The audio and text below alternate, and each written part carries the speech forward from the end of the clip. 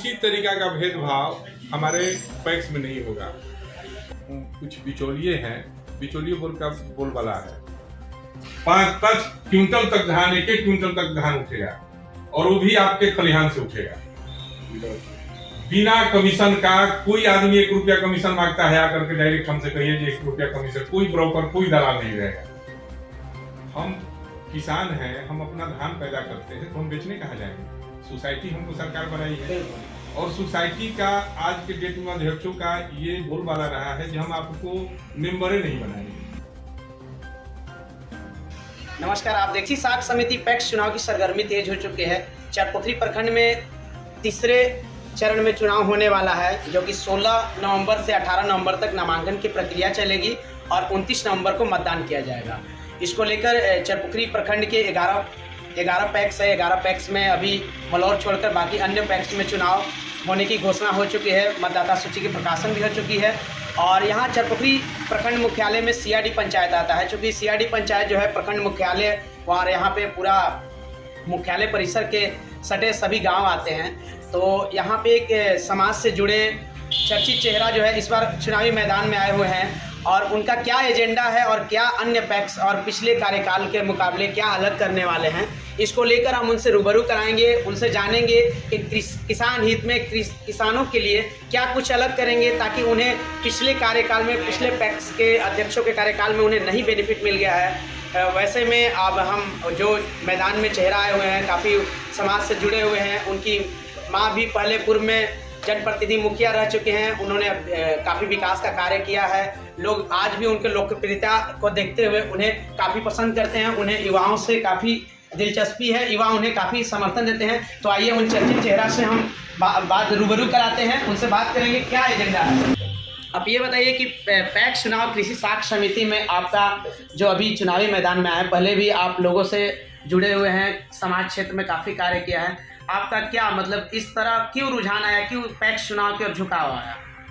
पहले तो आपके चैनल के माध्यम से पहले आपको धन्यवाद देता हूं और आपके चैनल के माध्यम से मैं सारी जनता को प्रणाम करता हूं और मैं ये स्पष्ट कह देना चाहता हूं कि कृषि साख समिति ये किसानों की समिति है, लेकिन मैं रंजीत सिंह, आज मेरा उम्र 47 वर्ष हुआ और मैं 47 वर्षों से मैं किसान का पुत्र हूँ और किसान के ही हमारे पूरे परिवार, पूरे परिवेश में किसान हित में ही सारा काम देखा जाता है। मैं राइस मिल भी लगाया हूँ, मैं फ्लावर मिल भी लगाया हूँ और बिजनेस व्यवसाय से मैं जुड़ा हूँ।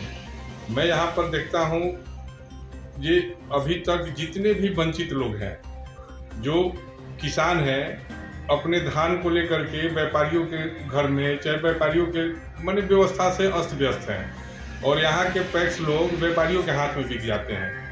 जबकि आज हमारा नाम पैक्स में, आज बताइए 47 वर्ष की उम्र में हमारा नाम अंकित होता है, जबकि मैं किसान का बेटा हूँ और मैं यहाँ का प्रतिनिधि रह चुका हूँ। कुछ मोनोपोली वाले लोग जो हैं इस समिति को चलाते थे, लेकिन आज का समिति का जो व्यवस्था है अस्त व्यस्त। रही बात किसान हित में काम करने की, तो आपको आपके चैनल के माध्यम से ये मैं स्पष्ट कर देना चाहता हूँ कि मेरे द्वारा ये पहला कदम उठाया जाएगा कि कोई भी किसान किसी भी तरीके के कमीशन खोरी से वंचित रहेगा। 1 रुपया कमीशन इस पैक्स में नहीं लगेगा। दूसरा नंबर, जी यहाँ पूर्व में जिस तरीके से लोग कमीशन वाला बात काम करते थे, ये एक किसान 200 300 रुपया कमीशन दे करके अपना पूंजी हार करके यहाँ से पैक्स से जो भाग करके किसान बेटी बहन का शादी है नहीं हो पा रहा है, परेशान लोग हैं, पैक्स के घर में जा रहे हैं, मांग रहे हैं, दिवालिया घोषित हो गया है लोग, वैसे व्यवस्था से हम मुक्त करना चाहते हैं। दूसरा नंबर चीज़ है जी, कोई भी किसान जो सरकार जो अपना मैंने मोनोपोली जो बनाई है, जो इस तरीका से किसान का धान खरीदा जाएगा, आपके खलिहान से ही धान उठाया जाएगा, लेकिन पैक्स के माध्यम से जो ये लोग करता है जी उठा करके आप धान मेरे पास लाइए, किसानों का जो पैसा खर्च होता है वो चीज़ से वंचित कर दिया जाएगा।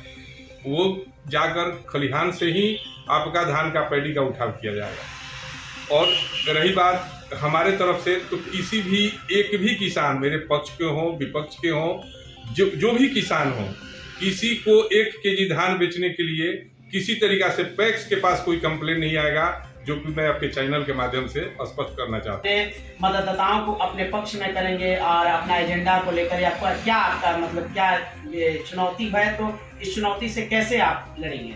देखिए, जो यहाँ का भौगोलिक व्यवस्था है, ये हमारे 5 गांव का बहुत बड़ा रकबा होता है। 5 गांव, जिसमें चरपोखरी आता है, बरनी आता है, ककराई आता है, सियागी और बगुसरा।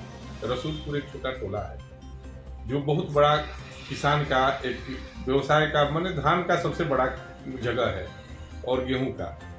यहाँ के किसान को अगर उठाइएगा तो यहाँ जो कुछ बिचौलिए हैं, बिचौलिए बोलबाला है। सबसे पहला नंबर ये जो माने यहाँ पर जिस तरीके से पब्लिक का जो वोटिंग कैपेसिटी है, हमारे गांव चरपोखरी में 1300 का आबादी है और 1300 की आबादी में हमारे गांव में 250 वोट था, और जहां 1200 की आबादी है वहां पर 600 से 700 वोट था। जहां 1400 की आबादी है वहां पर 500 वोट है, और सीआरडी 1700 की आबादी है वहां पर वोटर की संख्या 500 है। 400 की आबादी की जगह पर जहां माने लोग का मानसिकता जो है एक दूसरे तरीका का मानसिकता था, जो रैयत गैर रैयत में जो इनके अपने मन मिजाज से जो काम करने वाले व्यक्ति थे, उन्हीं को वोटर बनाया गया था। संयोग से सरकार का ये ऑनलाइन सिस्टम आया, ऑनलाइन सिस्टम से फॉर्म फिलअप किया गया। वही मतदाता जागरूक होकर के जो फिलअप किए, उन्हीं को मैं धन्यवाद देता हूँ, जो उन्हीं की प्रेरणा से मैं इस काम के लिए तैयार हुआ। कृषि किसान क्षेत्र में सरकार द्वारा तरह तरह की योजनाएं लाई जाती है। किसानों के हित में एमएसपी वगैरह जो भी है, वो कहीं धरातल पर पहुंचने में समस्या होती है, तो वैसे में जनप्रतिनिधि हो या संबंधित अधिकारी हो, किसानों तक पहुंचाने का कार्य करते हैं। तो कहीं ना कहीं अधिकारी जो है, अधिकारियों के लेट लतीफी और दौड़ाने के कारण किसान जो है काफ़ी मायूस रहते हैं। तो ऐसे में जनप्रतिनिधि उनका बहुत बड़ा ताकत बनता है। तो उस ताकत के अनुसार आप वैसे किसान जो पिछड़ा किसान हो, जिनका धान बेचने में औने पौने दामों पर मजबूरी में बेचना पड़ता है, छोटा किसान हो, लघु किसान हो या बड़ा किसान हो, तो वैसे में आप किसानों के लिए सबका एक समान आपके नज़र में नज़रिया होना चाहिए। तो ऐसे में आपका क्या राय है, आप किसानों से किस प्रकार का ट्रीट करेंगे? कि आपके पास छोटा किसान भी आएंगे, बड़ा किसान 1 क्विंटल वाले भी आएंगे, 50 क्विंटल वाले भी आएंगे, तो ऐसे में आपका जो प्रक्रिया है, आपके उनके प्रति संवेदना जो रहेगी वो कैसा रहेगा? देखिए, मैं आपके चैनल के माध्यम से स्पष्ट कर देना चाहता हूँ कि जो ये बात लाई जा रही है, जो पदाधिकारी लोग परेशान करते हैं, ये सरासर गलत है। सरकार आपके ऑनलाइन आपके अकाउंट में सीसी का पैसा देती है और आप उससे धान का खरीदारी करते हैं। सबसे बड़ा चीज है ये जो बिचौलिया हावी है, तो यहाँ पर किसान को परेशान होना ही है। यहाँ सबसे पहला मेरा प्राथमिकता होगा कि बिचौलियों को इस व्यवस्था से खत्म करेगा। दूसरा चीज है, ये जो किसान 1 क्विंटल, 5 क्विंटल, 50 क्विंटल, 100 क्विंटल, जो भी लघु हो या बड़ा किसान हो, हम ये आपके चैनल के माध्यम से स्पष्ट करेंगे कि कोई भी किसान अपने खलिहान में धान रखेगा और ये सूचना देगा कि हमारा धान पैडी रेडी है, तो वहाँ हमारा जो कमेटी रहेगा, वो कमेटी जा करके जांच करेगा और जा करके मटेरियल का उठाव करेगा, ऑन स्पॉट उनको चेक देगा कि जाइए और अपना व्यवस्था कीजिए। मैंने उनका नाम भरेगा, एडवाइस बनाएगा और अकाउंट में पैसा डालेगा। 24 घंटा के अंदर उनके अकाउंट में पैसा जाएगा। ये कतई नहीं होगा कि बिचौलिया का धान लिया जाएगा और दूसरे को लाभान्वित किया जाएगा, ये ऐसा नहीं होगा। जबकि पूर्व में यही सिलसिला हमारे पंचायत में चला आ रहा है। ये आपका खेत है, आप छोटा काम करते हो और सारा पैडी दूसरा आदमी व्यापारी लोग खरीद करके देता है और दूसरे के नाम पर पैसा निकाल करके ले लेता है। यही काम इस खेल को बंद किया जाएगा। लेकिन कोई भी चुनाव हो, मतदाताओं का ये कहना होता है कि सत्ता में आने से या कार्यकाल में आने से पूर्व बड़े बड़े दावे किए जाते हैं, लेकिन वो चुनाव जीतने के बाद जो दावे होते हैं खोखले हो जाते हैं। तो ऐसे में आप किसानों को कैसे आश्वस्त करेंगे कि नहीं, हमारी कार्यकाल आई, हमारी अगर सत्ता आती है, पैक्स अध्यक्ष अगर हमें लोगों के प्यार और लोकप्रियता से बनाया जाता है, तो हम किसानों को एक भरोसा, एकदम पूर्ण भरोसा दिलाएंगे। आप क्या संदेश देंगे कि लोग तो बोलते हैं, चुनाव से पहले सभी लोग यही बोलते हैं, बट तरह तरह की घोषणाएं करते दीजिए। मैं आपको ये बता देना चाहता हूँ कि मैं पूर्व में भी, हमारी माता जी यहाँ की मुखिया थी और मैं 5 साल इस पंचायत का सेवा कर चुका। और हमारे कार्यकाल में किसी भी पंचायत के किसी गांव में आप चले जाइए, जहां काम का मतलब उन लोग बताएगा कि मुखिया किस तरीका से काम करता है। हमने जिस गांव को छुआ उस गांव का सारा काम करके उस घर से निकले, उस गांव से निकले, तब दूसरे गांव में कोई काम किया, और आज भी लोग मेरे काम का मिसाल देते हैं। मैं क्षेत्र भ्रमण के लिए निकला तो सारे लोग आज से 15 वर्ष का काम दिखलाते थे, ये ढलाई आपका किया हुआ है, और देखिए ये बगल वाला गली दूसरे का किया हुआ है। तो मैं अपने कार्य से संतुष्ट हूँ, और मेरा पब्लिक संतुष्ट है, मेरा जनता जनार्दन संतुष्ट है, और उन लोगों के आशीर्वाद से कतई की बात सोचने वाली चीज नहीं है कि मैं कोई झूठा बयान दूंगा, झूठा वादा करूंगा, इस तरीका का बात नहीं आ सकता है। आपका चैनल है, आप हमारे क्षेत्र में भ्रमण करके पब्लिक से बात कर लीजिए, ये हमारे कार्यकाल में किस तरीका से काम हुआ है। कृषि संबंधी काम में जो मैं योगदान दिया हूँ वो हमारा सबसे कुशल गांव ककराई है, बरनी है, चरपोखरी है, सियाली है, बहुसरा है। आइए, धान का कटोरा कहा जाता है, दक्षिणी इलाका धान का कटोरा है, और यहाँ के किसान अब एक एक कहेंगे तो लोग कहेगा कि क्या कह रहे हैं। 1700 की आबादी के गांव में रियल में किसान का 5 किसान का धान लिया जाता है, और वहाँ के सारे किसान का पेपर लेकर के उस पर काम कर लिया जाता है। तो किसान तो वंचित है, और उसी के चलते मैं परेशान हूँ। तो इसमें होता क्या है ना कि जो जिसके समर्थन में होते हैं वैसे किसानों को जो है धान की खरीदारी की जाती है, बाकी अन्यों को विरोधी बताकर उनको आज धान, तो आपकी तरफ से तो निष्पक्ष तरीके से कार्य किया जाएगा, चाहे आपका समर्थन दे या ना दे। तो इस पे आप बताइए किसानों को। मैं ये स्पष्ट कर देना चाहता हूँ कि हमारे पैक्स में हमारा पक्ष हो या विपक्ष हो या कोई भी आदमी हो, कोई भेदभाव नहीं होगा। सारे किसान का 5-5 क्विंटल तक धान, 1-1 क्विंटल तक धान उठेगा, और वो भी आपके खलिहान से उठेगा बिना कमीशन का। कोई आदमी 1 रुपया कमीशन मांगता है आकर के डायरेक्ट हमसे कहिए कि 1 रुपया कमीशन, कोई ब्रोकर, कोई दलाल नहीं रहेगा। अच्छा, लोगों के बीच एक चर्चा है कि रणजीत सिंह जो है पहले भले ही जनप्रतिनिधि रह चुके हैं, ये समाज में कार्य कर चुके हैं, लेकिन अभी ये उद्योग क्षेत्र में, व्यवसाय क्षेत्र में काफी सक्रिय हैं, लेकिन अचानक सिंह जो है चुनावी मैदान में आए हैं। पिछले कार्यकाल में जो है पैक्स चुनाव हो या मुखिया पंचायती चुनाव हो, ऐसे में आपका भरपूर समर्थन मिला है। आप लोगों के दरवाजे तक समर्थन में मतदान वोट मांगने भी गए हुए हैं, लेकिन दूसरे प्रत्याशियों के लिए आपने पिछले कार्यकाल में पैक्स अध्यक्ष रह चुके, उनके काफ़ी करीबी भी जाने जाते थे, आपके साथ बैठना उठना मित्रता काफ़ी गहरी थी। लेकिन अचानक से आपका क्या मतलब माइंड में आया, क्या आपने सोचा, क्या आपका अलग एजेंडा रहा कि आप समर्थन देते हैं और अचानक से आप जनता के बीच, मतदाताओं के बीच, उनके किसानों के सहयोग के लिए आए? तो क्या कि मतलब क्या मन में आया? ग्राम पंचायत था तो हम लोग तो मुखिया थे, और मुखिया के साथ साथ जब पैक्स के भी लोग उसी में इन्वॉल्व थे, और कृषि क्षेत्र है, किसान लोग हमारे साथ थे, तो किसान लोगों को लाभान्वित करना मैंने हमारा दायित्व बन जाता है।